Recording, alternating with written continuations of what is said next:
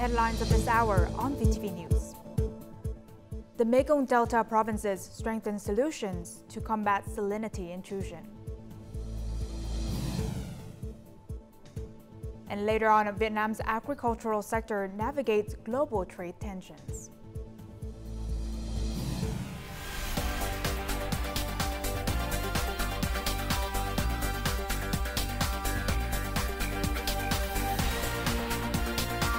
Broadcasting from Hanoi, the capital of Vietnam. VTV News starts right now. Good morning. It is 8 a.m. local time in Hanoi, and you're watching VTV News. I'm Huyen Tan with the top stories. The Mekong Delta region is experiencing peak salinity intrusion, which is expected to persist until April and affect 9 out of 13 provinces. In response, the entire region has joined hands to implement both short-term and long-term solutions, including large-scale irrigation projects to block salt water, store fresh water, and protect agricultural production. This irrigation system is the second largest of its kind in the region. It helps prevent salinity and is located 400 meters from the river. When saltwater intrusion occurs, the system closes to protect farmland and supplies fresh water to local provinces. This project will form a closed system, preventing salinity and securing fresh water for 130,000 hectares of farmland, especially high-value fruit orchards. In previous years, farmers were forced to harvest their winter-spring rice early to avoid salinity. Thanks to the new irrigation system, they can now grow rice later into the season. Without this sluice, the canal water would be salty and undrinkable. Now, we're no longer worried about saltwater intrusion. The Ministry of Agriculture and Rural Development is fast-tracking 2 large-scale water management projects. We monitor progress weekly, adjust timelines flexibly, and work in shifts around the clock to meet deadlines, as instructed by the Prime Minister. As saltwater intrudes deeper into the Mekong Delta during dry seasons, completing these projects early will help localities respond effectively to extreme weather and safeguard their water resources for the future. The U.S. has imposed a 25% tariff on aluminum and steel imports, and the list is expected to extend to thousands of other imported products from nearly 190 trading partners. In light of this news, Vietnamese agricultural products face both significant challenges and also opportunities. More on this in the following. Vietnamese fruit exporters primarily send their products to the U.S. and China. The recent U.S. 25% tariffs on aluminum and steel imports have cast a shadow over this market. The company has invested in upgrading its production lines to meet global green agriculture and circular economy standards. While U.S. tariffs pose challenges for producers, many companies view them as opportunities. Vina TNT Group, for instance, aims to triple its U.S. export revenue to $2 million USD by 2025. We are adapting to U.S. standards, including halal certification and improved packaging. By meeting their standards, we can gain access and boost profits. For agricultural subsectors like seafood, experts emphasize 3 key needs: transparent product origins, raw material self-sufficiency, and diverse export markets. Companies are shifting to highly processed products and partnering with farmers to ensure product quality. This is the best way to meet the U.S.'s standards.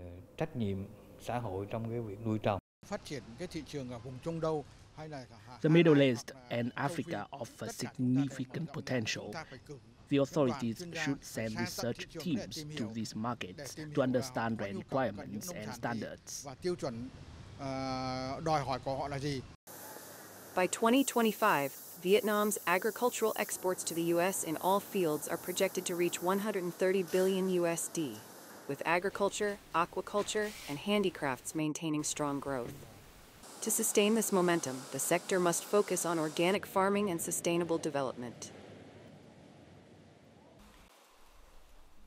Vietnam will end a previous policy that exempted imported goods value under 1 million Vietnam dong or $39.4 from taxes when shipped via express delivery, according to the General Department of Customs.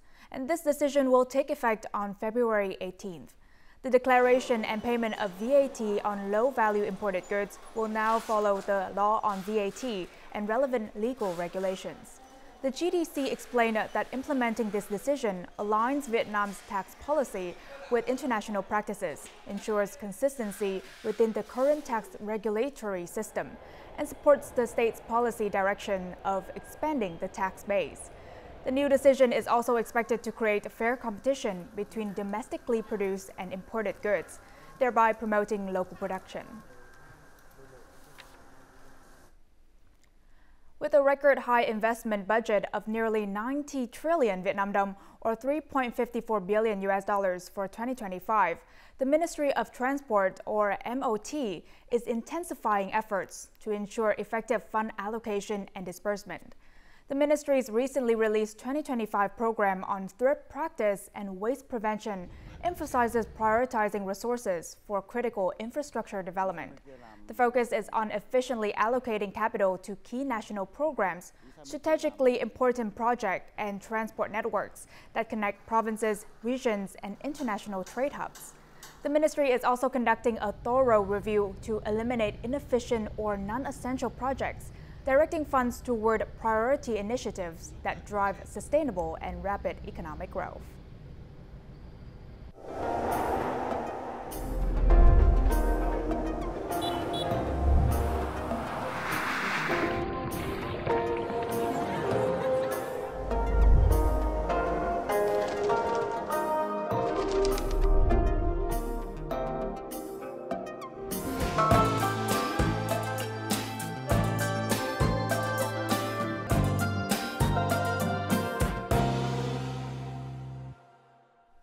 Welcome back to VTV News. Hậu Giang Province has a significant population of poor and near-poor households, and their most urgent need is safe and stable housing.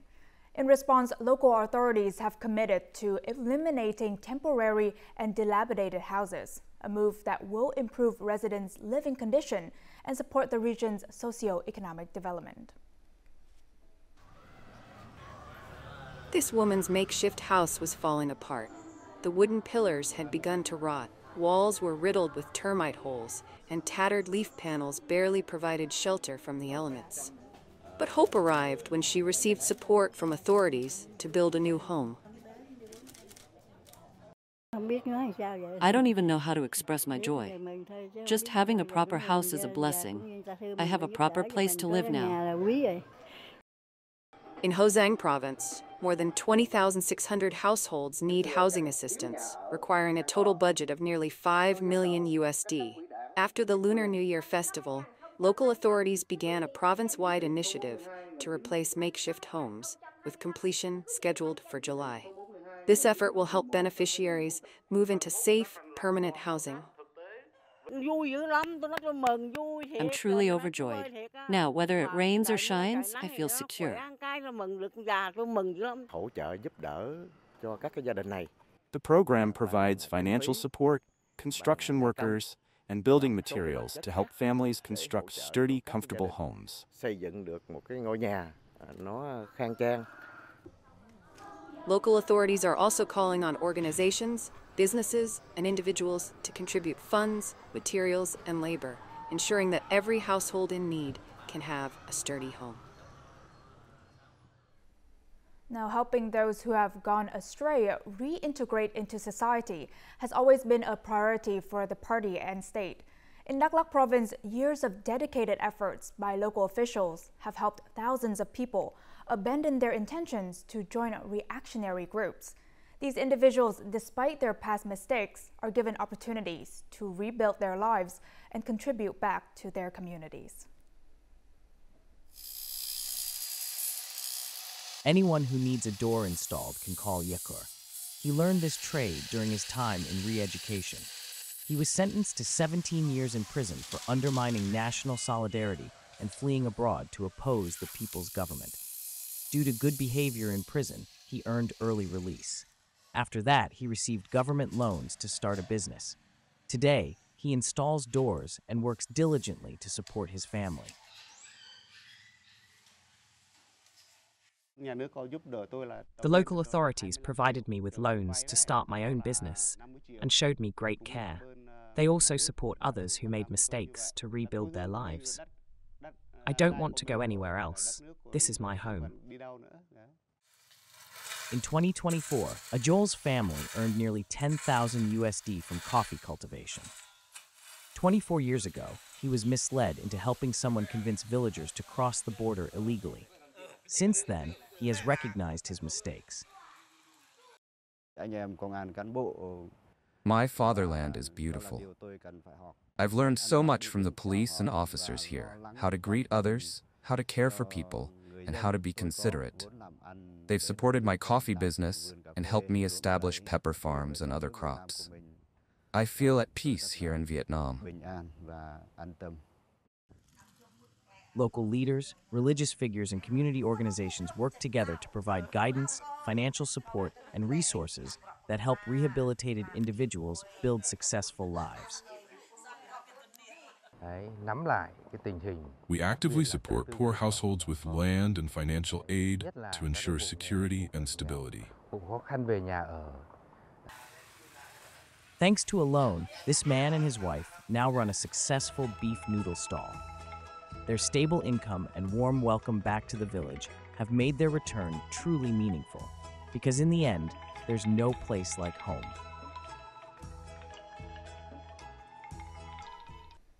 Vietnam tourism continues to attract visitors to famous destinations in 2025. 8 provinces and cities have achieved revenue exceeding 1,000 billion Vietnam dong, or more than 39 million US dollars. Ninh Bình has made this prestigious list for the first time, recording impressive growth in visitor numbers, particularly among international tourists. Hotel occupancy rates have reached 90% since the beginning of the year, with full occupancy during the weekends. The region has also seen strong growth in visitors from South Korea, Japan, India, and Europe, demonstrating Ninh Bing's appeal to high-spending market segments.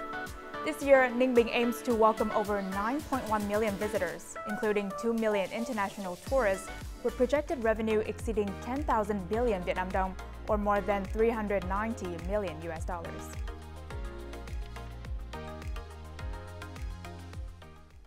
Nestled in Sơn La Province, Mộc Châu Plateau is a paradise for nature lovers and those seeking the breathtaking flower seasons in the northern region of Vietnam.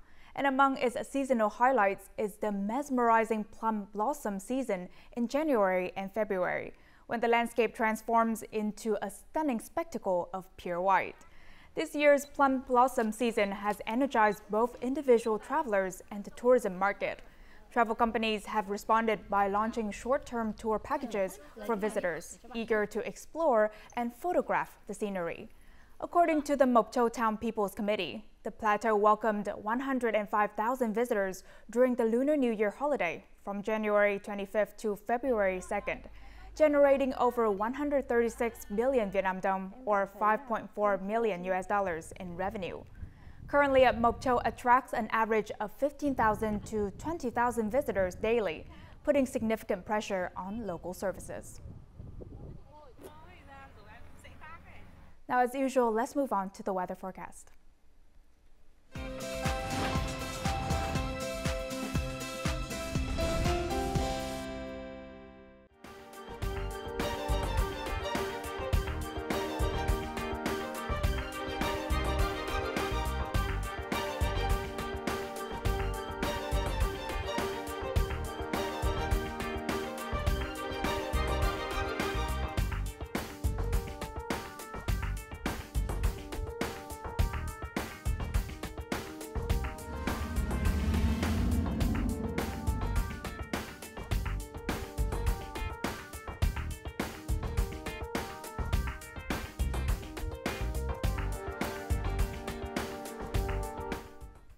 And that's all the news we have for this hour.